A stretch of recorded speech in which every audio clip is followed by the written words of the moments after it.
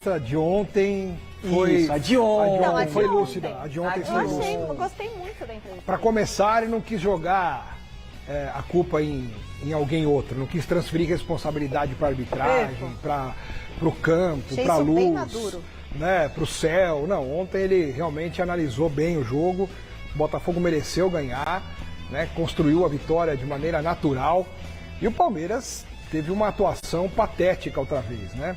Tinha melhorado nos últimos 2 jogos, até venceu o Flamengo no Allianz Parque, tomando a iniciativa, jogando bem, mas ao contrário do que esse time do Palmeiras, do Abel, ao longo dos anos vinha fazendo, parou de fazer, que é jogar bem fora de casa. O Palmeiras não tem jogado bem fora de casa, tem perdido os jogos fora de casa, nem empatar consegue. E ontem parece que não fez muita força para ganhar o jogo. Individualmente, o time do Palmeiras vive uma crise técnica, né? Por mais que coletivamente haja aquele conjunto e por mais que a mente do Palmeiras seja bem trabalhada pelo treinador, mas o corpo também precisa obedecer o que a cabeça pensa. Só que o corpo de vários jogadores não está obedecendo, né? Você pega alguns dos principais atletas do Palmeiras, ao mesmo tempo eles vivem uma crise técnica e isso é muito complicado. Não há conjunto que resolva quando vários jogadores estão em má fase ao mesmo tempo. O Gustavo Gomes não é nem sombra do que já foi. O Murilo está pior que o Leandro Amaro. O Vanderlan fez uma homenagem ao Gerley, ao Misso, ao Rovilson. Eu não sei quem Amaro, você foi longe agora. Cara, então assim, o Giai, coitadinho, tem 20 anos, não dá pra jogar toda a responsabilidade nas costas dele ali, faz o que pode, corre bastante, mas precisa amadurecer, ganhar noção de marcação. No meio de campo, o Aníbal Moreno ainda consegue jogar direitinho, é um belíssimo jogador. Esse é craque. Agora você pega o Rafael Veiga, que está em férias em 2024. O Rafael Veiga não apareceu assim, no time do Palmeiras. Será que né? tá acontecendo? O Zé Rafael é reserva e ninguém mais fala. Né? Hoje o Zé Rafael é reserva do Palmeiras. Na frente, Rony e Flaco Lopes.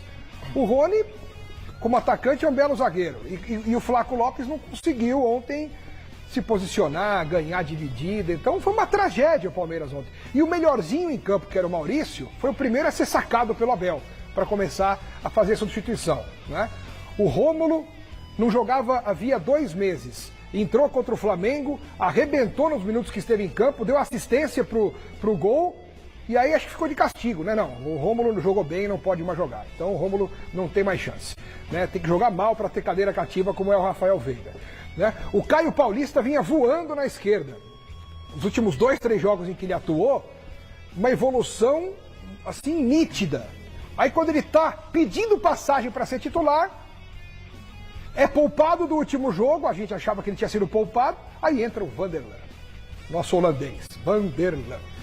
Então, fica difícil. Então, junto com esses jogadores que estão em má fase dentro de campo, a gente pode colocar também nesse balaio o próprio Abel Ferreira, que vive uma má fase nas suas escolhas. É um grande treinador, continuo dizendo que ele é o maior técnico da história do Palmeiras, né? Passou Felipão, Luxemburgo, Brandão, Filpo Nunes, passou quem vocês quiserem, né?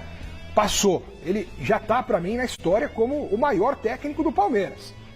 Só que nem por isso a gente pode isentá-lo de alguma crítica quando o trabalho não é bem desenvolvido. Justamente no momento em que o Palmeiras tem o melhor elenco desde que o Abel chegou, é quando não consegue jogar mais bola. Então isso aí está preocupando realmente. Eu concordo com quase tudo que você disse que aqui, bom, porque senão não tem debate, né?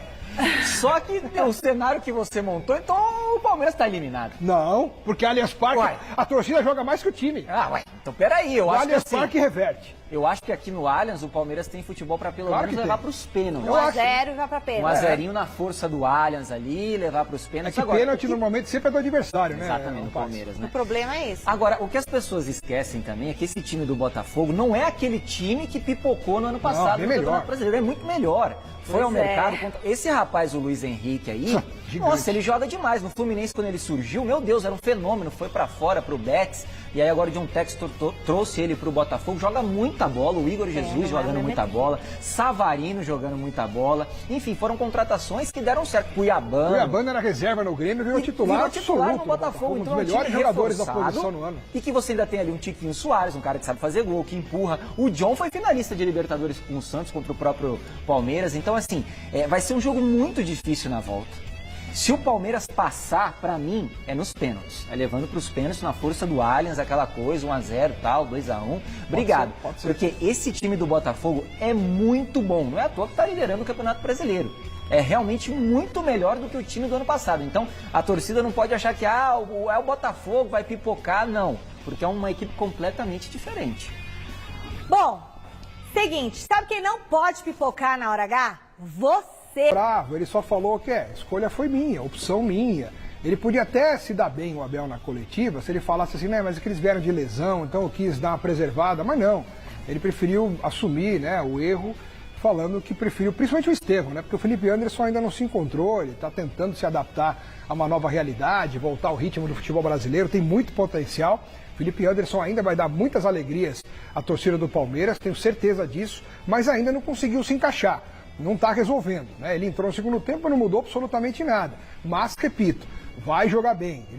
Ele demonstra, só no toque de bola, só na postura dele em campo, que é um jogador diferente, que vai ser muito útil. Agora o Estevão, gente, magrinho desse jeito, tornozelo, como a Marina falou no Mesa Redonda, a gente discutiu esse assunto, não é uma lesão de joelho, não é uma lesão muscular. O tornozelo, o jogador engana, entre aspas. Dá para você fazer uma botinha, dá para você fazer uma infiltração, e o jogador entra em campo para atuar numa partida decisiva sem problemas em relação ao tornozelo. Então, como é que o Abel abre mão do Estevão e ele assumiu isso na coletiva, dizendo que foi só opção?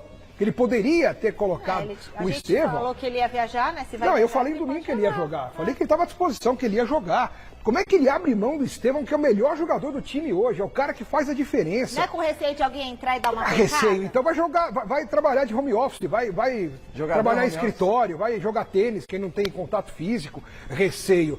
Tem que ter receio de perder o jogo como perdeu. Tem que jogar contra o São Paulo, Estevão? Então, essa que é a grande questão, agora né? Tem que ver porque o que ele vai agora, pensar, né? Exato. Vai depender, o São Paulo também vai depender muito do jogo de hoje, como que vai entrar nessa partida contra o Palmeiras. Agora, hoje em dia o que existe é uma interferência muito grande do departamento médico na escalação dos treinadores. A gente sabe como é que funciona. Infelizmente é assim. O cara tem um risco de lesão. Só que o Abel falaria na coletiva, então, olha, o Estevão voltou de lesão, então a gente ficou ainda um pouco preocupado. Mas não, ele só falou que foi a opção dele. Então, ele, a partir desse momento, ele assume a responsabilidade de não ter escalado o Estevão só por opção, e não por uma precaução. Ele está tirando a responsabilidade de alguém, exatamente. Alex. Hoje em dia, essa questão, o departamento médico, fisiologia, influencia demais na escalação do treinador. Isso aí não tem como voltar atrás mais. E concordo com você quando você diz que dá pra fazer a botinha. O tornozelo é diferente. Não é um joelho. Eu lesionei meu tornozelo. A gente sabe, a gente lembra. Então, assim, eu acho que o Estevão é o melhor jogador do time. É uma decisão. Eu acho que é melhor você entrar com ele e se der algum problema você tirar, porque aí pelo menos o cara tenta fazer alguma coisa, não deu, beleza, sai. Do que ele ter que entrar e tentar definir um jogo, tentar mudar um jogo, que já dá, sabe? Entra sem o ritmo do jogo, entra lá no estádio dos caras, na casa dos caras, no tapetinho dos caras, ele tem que resolver. O Abel errou. Então é melhor você entrar com o jogador e depois tirar do que o contrário. Eu sempre penso dessa forma.